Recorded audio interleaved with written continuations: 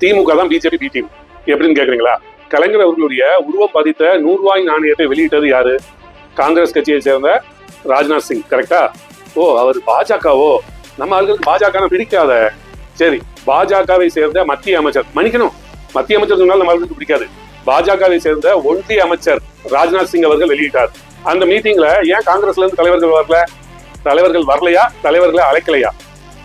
ரெண்டாவது, அதே மீட்டிங்ல மத்திய அமைச்சர், மன்னிக்கணும், ஒன்றிய அமைச்சர் எல் முருகன் கலந்துகிட்டு இருந்தாரு. அதிமுகவும் பிஜேபியும் கூட்டணியில இருந்துச்சு. அப்ப தலைவரா அண்ணாமலை இருந்தாரு. அண்ணாமலை அதிமுகவை கழட்டி விடும் போது தலைமையில கேட்டாங்களாம், எதுக்கு அதிமுகவை கழட்டி விடுறாரு? இதை விட பெரிய ஒரு அடிமை கட்சி எங்ககிட்ட இருக்கு தலைவரேன்னு சொல்லியிருக்காரு. என்னடா இவர் எந்த கட்சி இருந்தாரு? அதிமுகவோட பெரிய கட்சி அங்க என்ன இருக்குன்னு சொல்லி எல்லாம் ஆர்வமா பாத்துருக்காங்க. கடைசி அவர் கலைஞர் சமாதியில போய் மரியாதை செலுத்திட்டு இருக்காரு. அடுத்தது, துரைமுருகன் அமைச்சர் வீட்டுல ஈடி ரைடு. நேரா துரைமுருகன் அவர்கள் டெல்லிக்கு போய் ஏன் டீ குடிக்க போனாரு? எங்க டீ கடையில டீ சூடா இல்லையா? விளையாட்டு பண்ணிக்கிட்டு இருக்கீங்களா எங்ககிட்ட? சரி, அதை விடுங்க. அமைச்சர் நேரு வீட்டுல ஈடி ரைடு. திடீர்னு பார்த்தா அமைச்சர் நேருடைய பையன் வந்து மக்களுக்காண்டி மனு கொடுக்கணும்னு சொல்லி துடிச்சு டெல்லிக்கு போயிட்டாப்ல. இப்ப நான் ஒண்ணு கேட்கேன், அமைச்சர் செந்தில் பாலாஜி கைதாகி 471 நாள் அவரை பிணையில வெளிவிடாம தடுத்தது யாரு? ஏன் தடுத்தாங்க?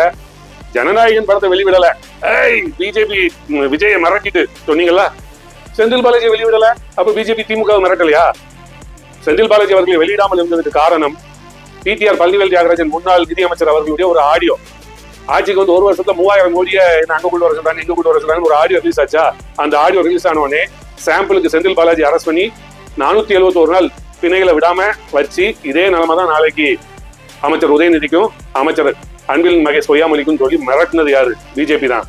நீங்க குடுமி எல்லாத்தையும் பிஜேபி கையில கொடுத்துட்டு ஊர்ல இருக்கவங்க பிஜேபி பிடிஎம் சொல்லிட்டு அடுத்த எம்பி தேர்தலில் 40க்கு 40 ஜெயிச்சு பிஜேபிக்கு ஏதாவது பற்றாக்குறை வந்துச்சுன்னா காங்கிரஸ் கை சின்னத்துல ஜெயிச்ச 10 தொகுதியை ஒதுக்கிட்டு மீதி 30 உதயசூரியன் சின்னத்துல ஜெயிச்சதை கொண்டு போய் ஆதரவு கொடுக்கறதுக்கு தானே நீங்க வேலை பாக்கீங்க.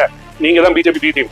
விஜய் உடைய ஜனநாயகன் படம் ரிலீஸ் ஆகல, பிஜேபி அவரை மிரட்டிட்டு உருட்டிட்டு.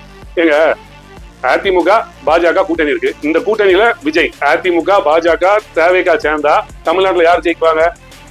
ஆனா விஜய் அவர்கள் தனித்து போட்டின்னு மீண்டும் மீண்டும் சொல்றாரு. அவரையே நீங்க பிஜேபி பி சொல்றீங்கன்னா இத்தனை விஷயம் அடிக்கிறோம்ல, நேரம் இல்ல, இன்னும் நிறைய சொல்லுவேன், நேரம் இல்ல. விஜய் அவர்களுடைய ஜனநாயகன் படத்துக்கே இவ்வளவு அழுத்தம் கொடுத்த பிஜேபி பிடிஆர் பழனிவேல் தியாகராஜனுடைய ஆடியோ வச்சு எவ்வளவு அழுத்தம் கொடுத்திருக்கோம். நீங்க பிஜேபி பி டீமா? விஜய் அவர்கள் பிஜேபி பி டீமா? விஜய் அவர்களுடைய ஜனநாயகன் படத்தை வெளியிட மாட்டேன்னு சொல்லி தடுக்கிறது எதனால?